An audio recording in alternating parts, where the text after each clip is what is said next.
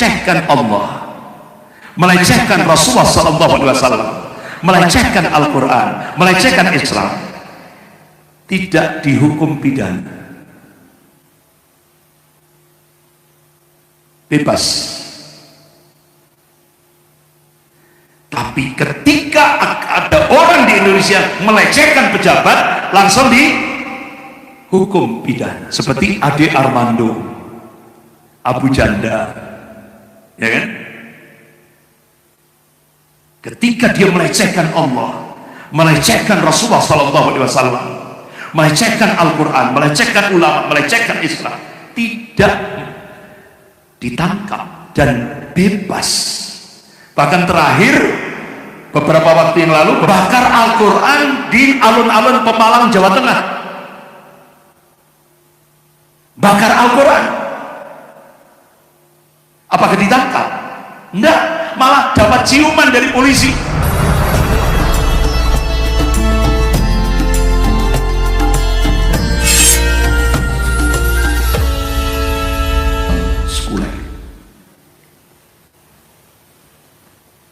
Ikhwan fillah rahimakumullah. Kalau dalam buku ensiklopedia Inggris, sekularisme itu adalah satu pergerakan sosial yang bertujuan mengalihkan aktivitas manusia dari orientasi ukhrawi kepada orientasi duniawi.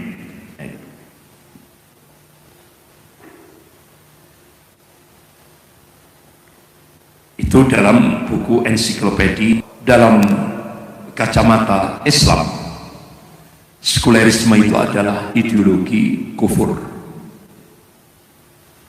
yang bertujuan menjauhkan peranan agama dalam kehidupan dunia. Jadi agama itu dipisah dalam kehidupan dunia.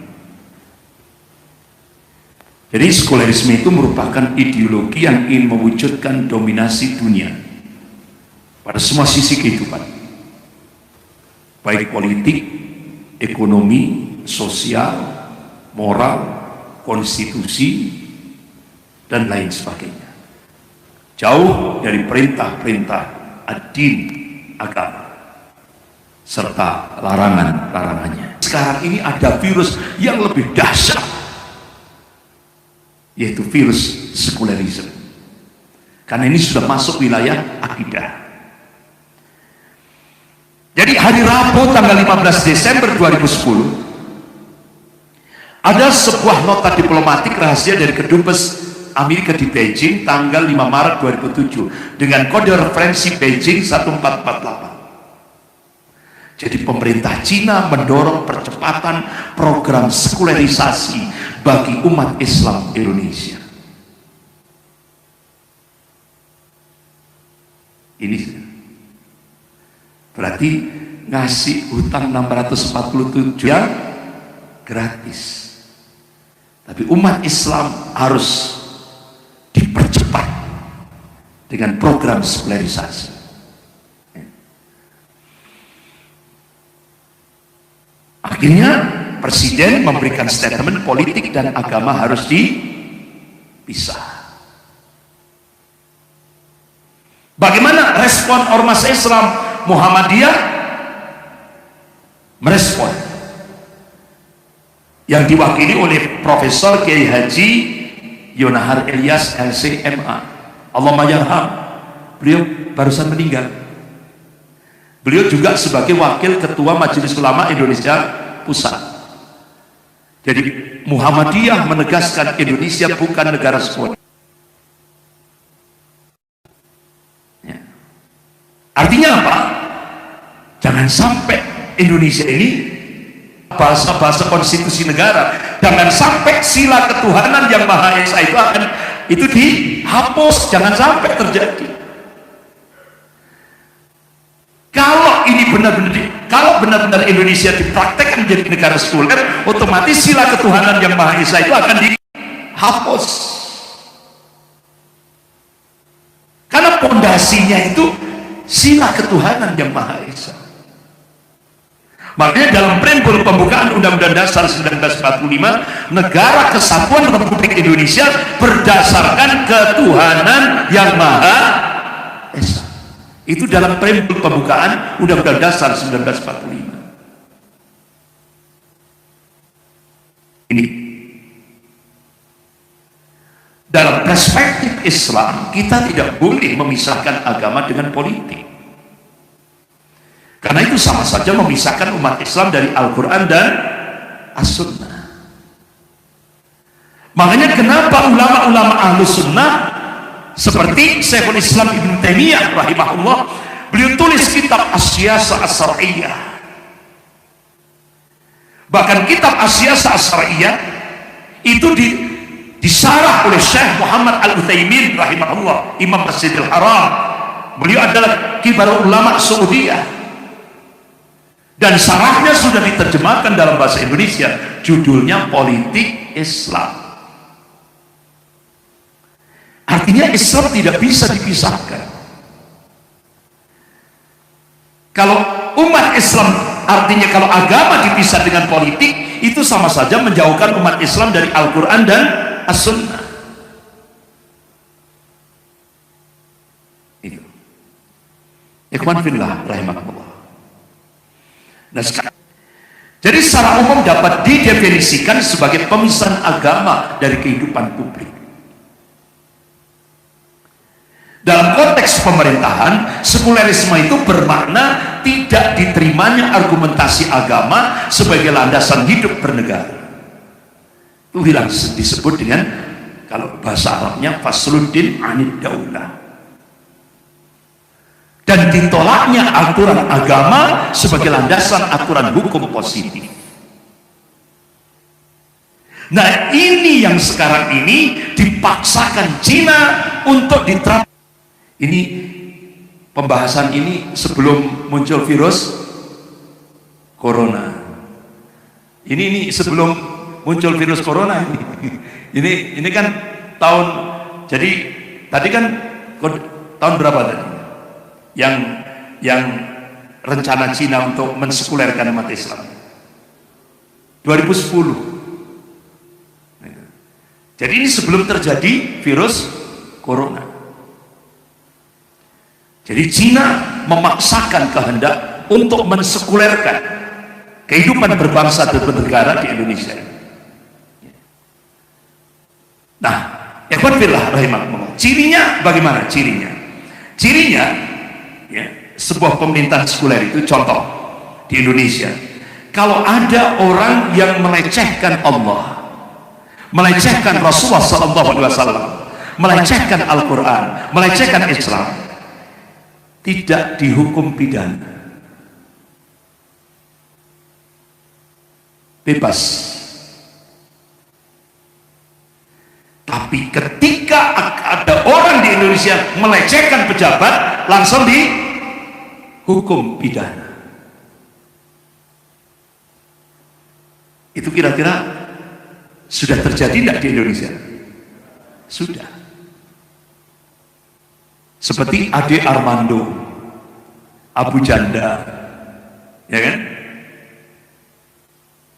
Ketika dia melecehkan Allah, melecehkan Rasulullah SAW, melecehkan Al-Quran, melecehkan ulama, melecehkan Islam, tidak ditangkap dan bebas. Bahkan terakhir beberapa waktu yang lalu bakar Al-Quran di alun-alun Pemalang, Jawa Tengah. Bakar Al-Quran. Apakah ditangkap? Enggak, malah dapat ciuman dari polisi, dicium keningnya, bebas. Astagfirullah. Coba kalau di Malaysia itu, kalau ada orang melecehkan Allah, melecehkan Rasul, apalagi bakar Al-Quran, itu langsung hukum 10 tahun penjara. Kalau di Brunei Darussalam ada orang yang melecehkan Allah, melecehkan Rasulullah, langsung hukuman mati. Tapi karena Cina istilahnya memaksa Indonesia untuk ke arah sekulerisme, Sehingga akhirnya agama harus dipisah dalam kehidupan berbangsa dan bernegara. Makanya sampai akhirnya beberapa kemarin itu sempat di Jakarta sampai Ade Armando yang melecehkan Allah, melecehkan Rasulullah, melecehkan Islam, melecehkan Al-Quran, itu langsung dikasih Kebal Hukum Award 2020. Jadi tokoh yang kebal hukum se-Indonesia dikasih award hadiah 2020. Satu-satunya orang yang melecehkan Allah, melecehkan Rasulullah, melecehkan Al-Quran, melecehkan ulama, melecehkan Islam, sampai sekarang dilindungi oleh negara. Ade Armando. Bahkan terakhir kemarin minta kepada pemerintah untuk tidak lagi membolehkan umat Islam haji dan umroh. Ade Armando. Karena apa? Kata Ade Armando itu pemborosan. Apakah dia ditangkap? Tidak.